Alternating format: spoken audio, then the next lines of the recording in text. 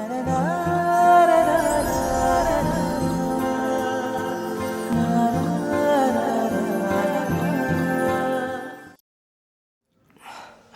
दोस्तों, मैं विवेक पांडे अपने YouTube चैनल शुभ नक्षत्र में आपका हार्दिक स्वागत और अभिनंदन करता हूं।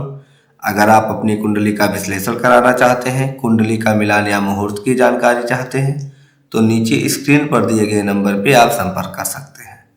कुंडली विश्लेषण के लिए आप अपना नाम, जन्म का समय, जन्म की तारीख दिए गए नंबर पे व्हाट्सएप कर दीजिए। आज हम बात करेंगे जन्म कुंडली में सूर्य ग्रह जब प्रत्येक 12 भाव में स्थित होता है तो जातक के ऊपर इसका क्या प्रभाव पड़ता है। ये मान लीजिए किसी जातक की क्या है, कुंडली है। जब इस कुंडली में सूर्य प्रत्येक 12 भाव में उपस्थित होगा तो प्रत्येक भाव में इसका क्या प्रभाव होता है, इसके बारे में हम चर्चा करेंगे। सूर्य जो होता है आत्मा, पिता, राजसत्ता, आत्मविश्वास, प्रतिष्ठा और स्वास्थ्य का क्या होता है, कारक ग्रह होता है। कुंडली में सूर्य की स्थिति से ही हमें यह पता चलता है कि व्यक्ति का आत्मबल कैसा रहेगा, पिता के संबंध कैसे रहेंगे और जीवन में समाज में सम्मान मिलेगा या नहीं मिलेगा। ये सारी चीजें हम किससे देखते हैं, सूर्य से देखते हैं। अब सूर्य ग्रह का प्रथम भाव में फलादेश की चर्चा करते हैं। ये मान लीजिए किसी जातक की क्या है, कुंडली है। कुंडली का जो प्रथम भाव होता है आपका ये होता है। जिस जातक के प्रथम भाव में सूर्य उपस्थित होता है, ऐसे जातक आत्मविश्वासी, राजसी स्वभाव वाले और नेतृत्व गुणों से युक्त होते हैं। जिस जातक की कुंडली में लग्न में सूर्य उपस्थित होगा, ऐसे जातक के अंदर ये सारे गुण उपस्थित होंगे। परंतु ऐसे जातक में अहंकार भी थोड़ा बहुत क्या होता है, झलकता है। और सरकारी पद या प्रशासनिक क्षेत्र में ऐसे जातक को क्या होती है, सफलता मिलती है। जिस जातक के लग्न में क्या उपस्थित होता है, सूर्य उपस्थित होता है। यदि लग्न में सूर्य मेष राशि में उपस्थित हो, मान लीजिए जो आपका सूर्य दिया गया है लग्न कुंडली में किस राशि में उपस्थित हो, मेष राशि में उपस्थित हो, तो ऐसे जातक अत्यंत शुभ या राजा समान जीवन जीते हैं। ऐसे जातक उच्च प्रभावशाली राजकीय पद या प्रसिद्धि पाते हैं। जिस जातक के लग्न में क्या हो, मेष राशि उपस्थित हो, सूर्य मेष में हो या तो अपने उच्च राशि के अलावा सिंह राशि में उपस्थित हो। यदि लग्न में सूर्य पीड़ित हो अर्थात अपने नीच राशि में हो, सूर्य नीच राशि में कब होता है, जब तुला राशि में उपस्थित होता है।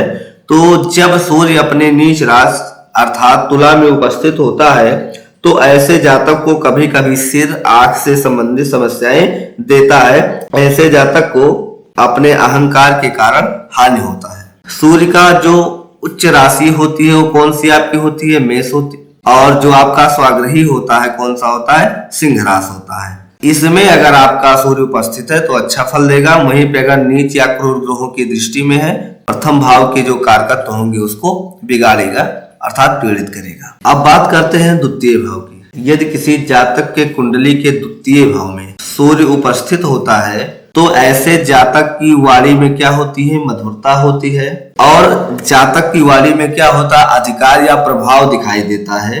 परंतु कभी कभी वाणी में ऐसे जातक के क्या होता है, कठोरता भी आता है। जिस जातक के द्वितीय भाव में कौन उपस्थित होता है, सूर्य उपस्थित होता है, ऐसे जातक के परिवार में पिता का प्रभाव जो होता है अधिक होता है। पारिवारिक जीवन में कुछ तनाव संभव है, लेकिन आर्थिक स्थिति धीरे धीरे ऐसे जातकों की मजबूत होती है जिस जातक के द्वितीय भाव में सूर्य उपस्थित होता है। क्योंकि द्वितीय भाव हमारा क्या होता है, धन का भी होता है। जिस जातक के द्वितीय भाव में सूर्य होता है, ऐसे जातक को सूर्य फाइनेंस से संबंधित जो फ्रीडम होता है, स्वतंत्रता होती है, नहीं देता है। सूर्य जो होता है स्वयं क्या है, राजा है। वह स्वयं कहाँ पे बैठ गया है, कोषागार में बैठ गया है, धन भाव में बैठा है। तो सूर्य द्वितीय भाव में बैठकर जातकों को धन का फ्रीडम या स्वतंत्रता नहीं देता है। यदि उदाहरण की बात करें, जिस जातक का सूर्य द्वितीय भाव में वृषभ राशि में उपस्थित हो, मतलब 2 नंबर की गिनती पर हो, तो ऐसे व्यक्ति बैंकर, फाइनेंस या सरकारी खजाने से जुड़े कार्य कर सकते हैं। ऐसे जातक को इन कार्यों में सफलता मिलती है। अब बात करते हैं तृतीय भाव की। जिस जातक के तीसरे भाव में सूर्य उपस्थित होता है, ऐसे जातक साहसी, पराक्रमी और मेहनती होते हैं।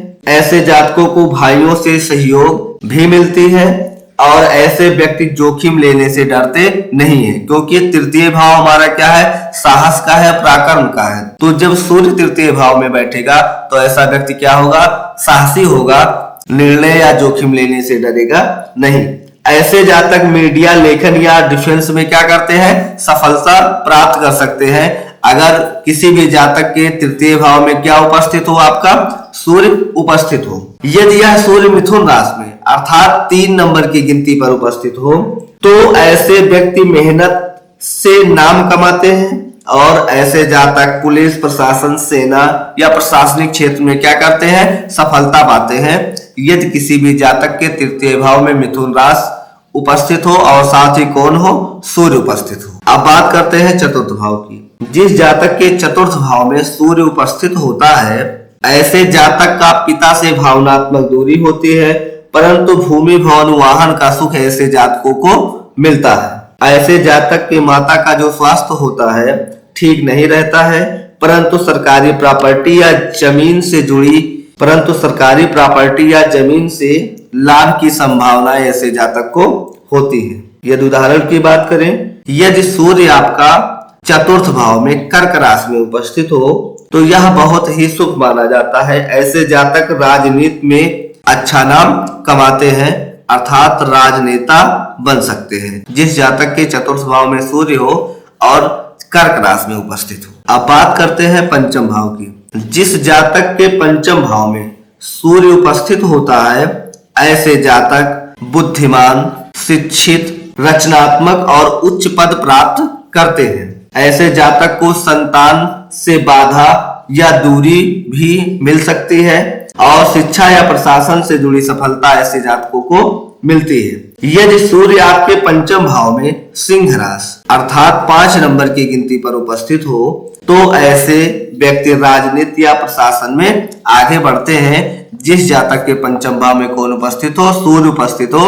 अब बात करते हैं खष्टम भाव की। जिस जातक के खष्टम भाव में सूर्य उपस्थित होता है, ऐसे जातक को शत्रुओं पर विजय दिलाता है, शत्रुहंता योग बनाता है और स्वास्थ्य में कभी कभी रक्तचाप या पेट से संबंधित समस्याएं ऐसे जातक को आती है। ऐसे जातक को सरकारी या न्यायिक सेवा में सफलता देता है और जातक का पिता से मतभेद होता है। जिस जातक के खष्टम भाव में सूर्य उपस्थित होता है, यदि सूर्य खष्टम भाव में कन्या राशि में उपस्थित हो तो ऐसे जातक वकील, सरकारी अधिकारी जैसे IAS, PCS बन सकते हैं। यदि किसी भी जातक के खष्टम भाव में सूर्य कन्या राशि में उपस्थित है। अब बात करते हैं सप्तम भाव की। यदि किसी जातक के सप्तम भाव में सूर्य उपस्थित हो, ऐसे जातक विवाह में अहम या वर्चस्व की भावना रखते हैं, जिससे उनके वैवाहिक जीवन में मतभेद या जीवन साथी से तनाव या अहम की भावना उत्पन्न होती है। परंतु सप्तम भाव का सूर्य जातक को प्रसिद्धि भी क्या करता है, दिलाता है। ऐसे जातक को व्यापारिक साझेदारी में क्या होती है, सफलता मिलती है। यदि आपका सूर्य सप्तम भाव में तुला राशि में उपस्थित हो 7 नंबर की गिनती पर तो ऐसे जातक के वैवाहिक जीवन में चुनौतियां आती हैं। अब बात करते हैं अष्टम भाव की। जिस जातक के अष्टम भाव में सूर्य उपस्थित होता है, ऐसे जातक रहस्यमयी स्वभाव के होते हैं। जिस जातक के अष्टम भाव में सूर्य उपस्थित हो, ऐसे जातक का अनुसंधान या गुप्त विद्या में क्या होती है, रुचि होती है। अष्टम का सूर्य पिता के स्वास्थ्य को क्या करता है, प्रभावित करता है। यदि उदाहरण की बात करें, यदि सूर्य आपका वृश्चिक राशि में 8 नंबर की गिनती पर अष्टम भाव में उपस्थित हो तो ऐसे जातक जासूसी, तंत्र, ज्योतिष, रिसर्च में क्या होते हैं, माहिर होते हैं। अब बात करते हैं नवम भाव की। जिस जातक के नवम भाव में सूर्य उपस्थित होता है, ऐसे जातक भाग्यशाली होते हैं। ऐसे जातकों का धार्मिक क्षेत्र में रुचि होता है और पिता से प्रेरित होते हैं, क्योंकि नवम भाव हमारा क्या होता है, पिता का भी होता है। ऐसे जातकों की कुंडली में विदेश यात्रा या उच्च शिक्षा के योग होते हैं। ऐसे जातक गुरुओं से सम्मान पाते हैं। जिस जातक के नवम भाव में सूर्य उपस्थित होता है। यदि उदाहरण की बात करें, अगर आपका सूर्य नवम भाव में धनु लगन में उपस्थित हो तो ऐसे जातक धार्मिक कार्यों में अग्रणी होते हैं। धार्मिक कार्यों में सबसे पहले आगे आकर सहयोग करते हैं। अब बात करते हैं दसम भाव की। जिस जातक के दसम भाव में सूर्य उपस्थित होता है, दसम भाव हमारा सबसे श्रेष्ठ स्थान अर्थात राजयोग का स्थान होता है। दसम भाव से ही हम क्या करते हैं, कैरियर का भी निर्धारण करते हैं। जिस जातक के दसम भाव में सूर्य उपस्थित होता है, ऐसे जातक अपने कैरियर में ऊंचा पद, प्रतिष्ठा, सरकारी नौकरी, प्रसिद्धि और मान सम्मान पाते हैं। ऐसे जातकों को पिता से सहयोग भी मिलता है जिस जातक के दसम भाव में सूर्य उपस्थित होता है, और ऐसे जातकों को समाज में भी मान सम्मान मिलता है।